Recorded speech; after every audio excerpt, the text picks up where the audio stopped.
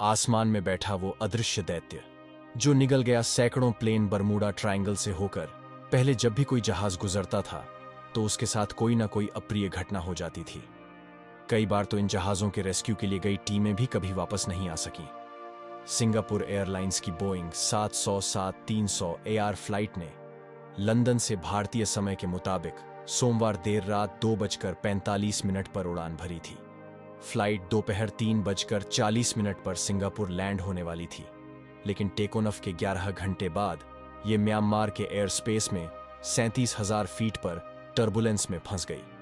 लेकिन फिर जो हुआ वो रोंगटे खड़े करने वाला था। एयरक्राफ्ट महज 5 मिनट के अंदर 6,000 फीट नीचे आ गया।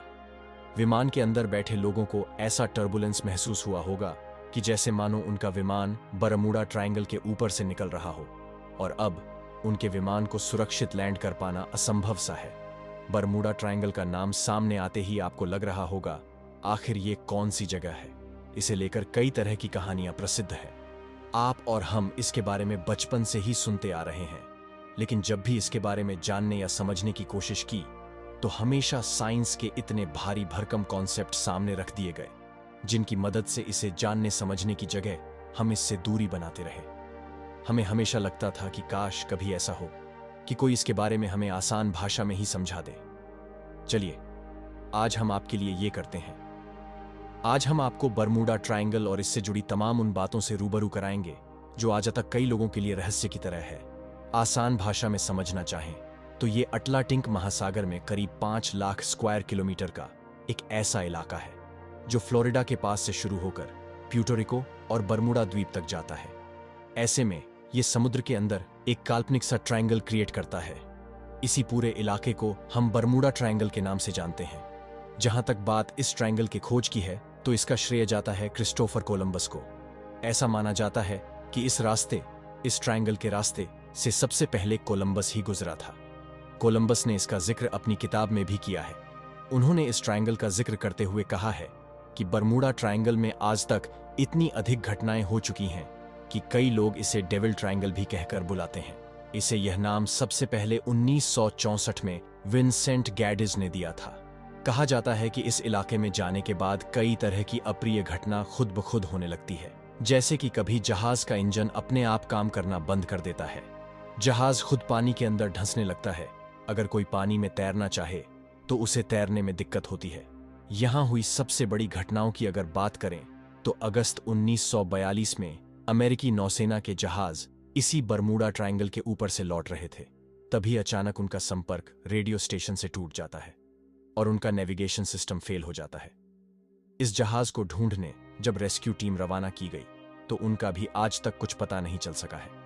इसी तरह 1942 में ही दिसंबर के महीने में जब अमेरिका का एक और लड़ाकू विमान इस ट्रायंगल के ऊपर से गुजरने की कोशिश करता है तो इसके साथ भी वही होता है जो पहले वाले जहाज के साथ हुआ था।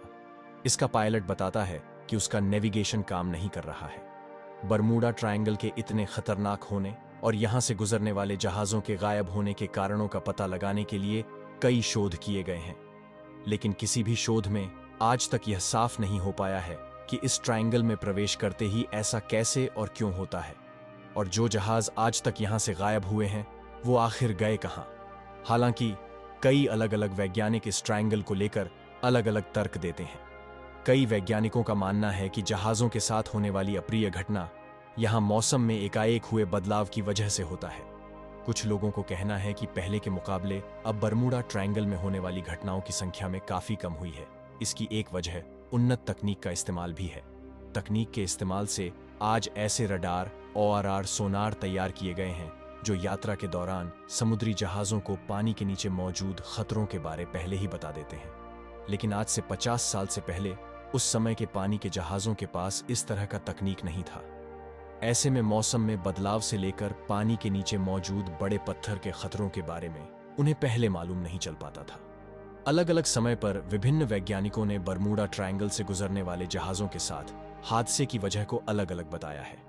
इन तमाम वैज्ञानिकों द्वारा दी गई थ्योरी को मिलाकर अगर ये आकलन करने की कोशिश करें कि आखिर यहां होने वाली घटनाओं के पीछे की वजह क्या रही होगी, तो हम 2 से 3 निष्कर्ष पर पहुंचेंगे।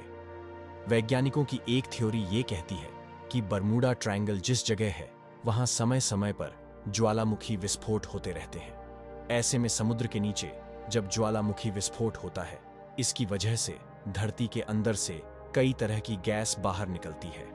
इनमें मीथेन गैस भी शामिल है। ऐसे में ज्वालामुखी विस्फोट के बाद जब मीथेन गैस समुद्र के पानी से मिलता है तो वह समुद्र की डेंसिटी यानी उसके घनत्व को कम कर देता है। चूंकि इन जहाजों को समुद्र की ज्यादा डेंसिटी के हिसाब से डिजाइन किया जाता है। इस ट्रायंगल के शोध के दौरान वैज्ञानिकों को पता चला कि बरमूडा के आसपास के इलाकों में छोटे छोटे समुद्री पहाड़ हैं। अब ऐसे में जब हवाएं इन पहाड़ियों से टकराती हैं तो उनमें एक हलचल शुरू हो जाती है। ORR ये देखते ही समुद्र के पानी के अंदर भी एक बड़ा सा चक्रवात बना देती है और ये हवा बादलों ORR समुद्र के पानी को एक बड़े लहर में तब्दील कर देते हैं। ऐसे में अगर वहां से गुजर रहा कोई हवाई जहाज या पानी का जहाज इन लहरों की चपेट में आता है, वो अपना संतुलन खो देता है। इस दौरान यहां हवा की गति भी काफी तेज पाई जाती है। बरमूडा ट्रायंगल के अंदर कई जगहों पर समुद्र के अंदर बड़े बड़े चट्टान पाए जाते हैं।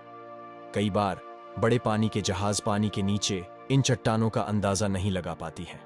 इस वजह से कई बार इनसे टकराने से जहाज को बड़ी क्षति पहुंचती है और वो डूब सकते हैं। हालांकि बीते कुछ समय से नई तकनीक के इस्तेमाल से इस तरह की घटनाओं में काफी कमी आई है। समुद्र के पास जब हवा का बड़ा बवंडर या चक्रवात बनता है तो इसका असर समुद्र के ठीक ऊपर वायुमंडल में भी देखने को मिलता है। कई बार चक्रवात की वजह से वायुमंडल में भी हवा इतनी तेज गति से चल रही होती है कि उस दौरान अगर उल्टी दिशा से आ रहा कोई विमान उसकी चपेट में आ जाए तो वो टूट भी सकता है। वहीं अगर विमान हवा की दिशा में ही जा रहा हो तो उसकी गति कई गुना बढ़ जाता है।